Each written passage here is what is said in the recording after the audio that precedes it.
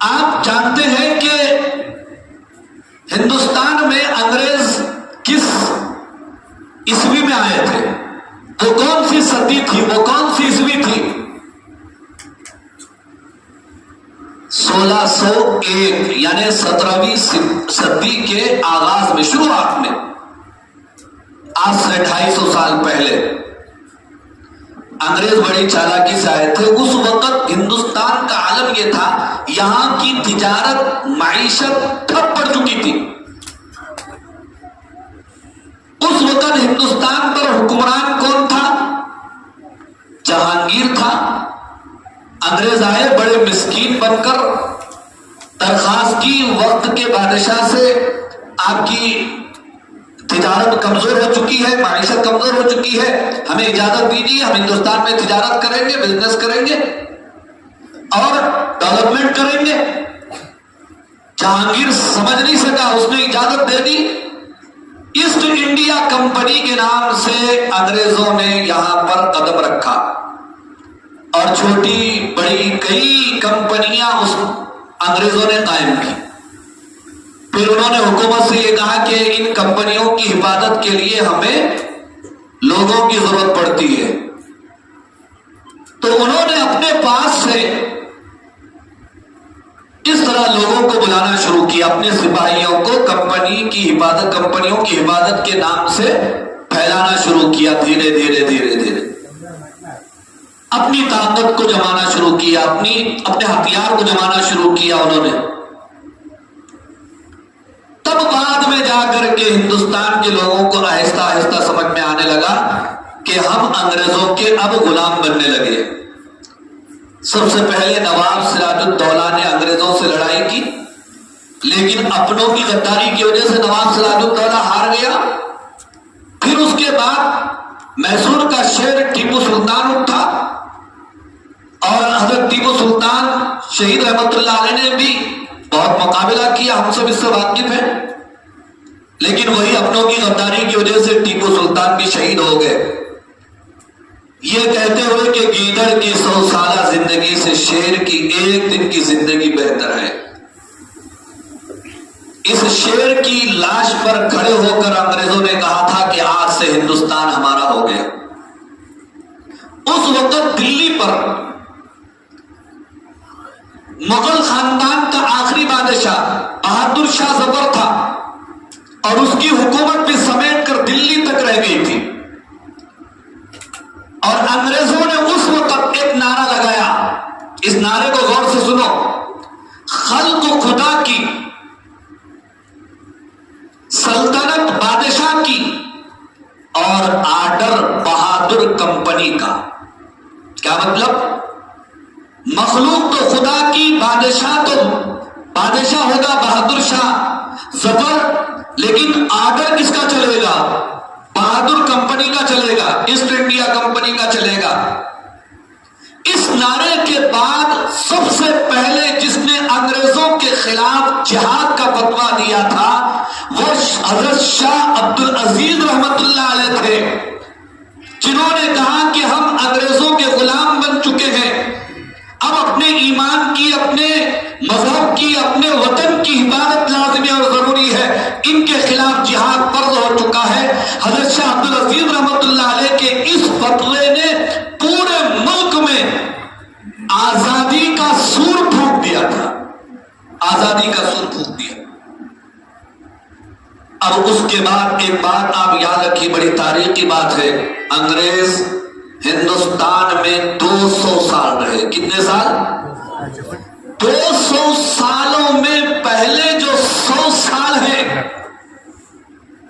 ان پہلے 100 سالوں میں صرف انگریزوں کا مقابلہ کرنے والے مسلمان تھے، ہمارے ساتھ کوئی دوسرا نہیں تھا۔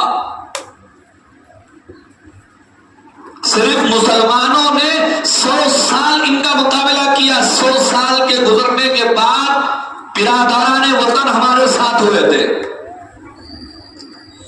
اور ایک آزادی کی سب سے پہلی جو لڑائی جس کا نام دیا جاتا ہے 1857 عیسوی کی، 1857 عیسوی میں جنگ آزادی لڑی گئی، اس سے پہلے بھی کئی لڑی گئی، لیکن زیادہ تر لوگ اس کو سمجھتے ہیں کہ 1857 عیسوی کی جنگ آزادی یہ پہلی جنگ آزادی نہیں، لیکن مشہور جنگ آزادی۔ اس میں برادران وطن بھی تھے، علماء بھی تھے، عوام بھی تھی، بہت سارے لوگ تھے۔ 1857 عیسوی کی جنگ آزادی، انگریزوں نے اس جنگ آزادی کا نام کیا دیا تھا آپ جانتے ہیں؟ غدر۔ اور غدر کے معنی کیا ہوتے ہیں؟ دھوکے کے آتے ہیں۔ اس جنگ آزادی کے بعد سب سے زیادہ انگریزوں کا قہر مسلمانوں پر اور مسلمانوں میں علماء پر ٹوٹ پڑا تھا۔ ہزاروں کی تعداد میں علماء کو شہید کیا گیا، خنزیروں کے کھالوں میں بند کر کے شہید کر دیا گیا۔ دلی کی چاندنی چوک سے لے کر خیبر تک کوئی درخت ایسا نہیں تھا جس پر علماء کی گردنیں نہ لٹکی ہوں۔ بڑی قربانیاں دی علماء کرام، لیکن مسلمان اور مجاہدین آزادی پیچھے نہیں ہٹے، اپنی جان کی قربانی وہ دیتے رہے، یہاں تک کہ 1947 عیسوی میں انگریزوں کو ہندوستان چھوڑنا پڑا اور انہوں نے 15 اگست کی رات 12 بجے یہ اعلان کیا کہ اب ہم ہندوستان میں اپنی حکومت کو ختم کرتے ہیں۔ کب؟ 15 اگست رات کے 12 بجے۔ لیکن یہ بات معلوم ہونا چاہیے کہ جیسا انہوں نے اعلان کیا تو فوراً یہاں سے نہیں چلے گئے، اس کے بعد بھی انگریزوں کو یہاں سے جانے کے لیے 3 سال لگے تھے۔ ان کا مکمل صفایا ہوا تھا جب ہندوستان کا قانون نافذ ہوا تھا 26 جنوری 1947 عیسوی۔ 15 اگست کو ہندوستان آزاد ہوا اور قانون نافذ کب ہوا؟ 26 جنوری تو یاد ہے، سن کون سا ہے جی؟ 1950۔ بچے رٹ لیے تھے، یاد ہے؟ جیسے ادھر سوال آ رہی۔ یہ آزادی یا 15 اگست یا 26 جنوری صرف پھریرے لہرانے کا نام نہیں ہے، پرچم کشائی کا نام نہیں ہے، پوندی تقسیم کرنے کا نام نہیں ہے، مٹھائی کھانے کا نام نہیں ہے۔ اپنی تاریخ یاد کرنے، یاد رکھنے، یاد بیان جو ہے لوگوں کے سامنے بیان کرنے کا دن ہے۔ جو قوم اپنی تاریخ بھول جاتی ہے وہ دنیا کی تاریخ سے بھلا دی جاتی ہے۔ آپ پڑھیے، سنیے، آپ یہ تو علمی دور ہے، بہت آسان ہے، یوٹیوب کے ذریعے، میڈیا کے ذریعے آپ بہت ساری چیزیں معلوم کر سکتے ہیں۔ ہم اپنی تاریخ کو کیوں نہیں پڑھتے؟ 1950 عیسوی میں ہندوستان کا دستور نافذ کیا گیا۔ اس کے بعد یہاں کا آخری انگریز بھی پربھو چکر ہو گیا، بھاگ گیا۔ 3 سال لگے تھے ان کو۔ تو بہرحال آج ہندوستان کی جو آزادی ہے اسی کا یہ دن ہے، اور ہمارے لیے خوشی اس لیے ہے کہ اگر سمجھو، غور کرو کہ انگریز یہاں سے نہ جاتے اور ہمارے اکابر اور ہمارے اسلاف اور ہمارے بڑے قربانی نہ دیتے تو پھر یہ کیا ہوتا؟ آج ہندوستان امریکہ ہی ہوتا، یا پھر پتہ نہیں کیا ہوتا۔ ہم کسی کے غلام ہوتے، نہ ہماری مسجدیں آباد ہوتی، نہ ہمارے مدارس آباد ہوتے، نہ مکاتب آباد ہوتے۔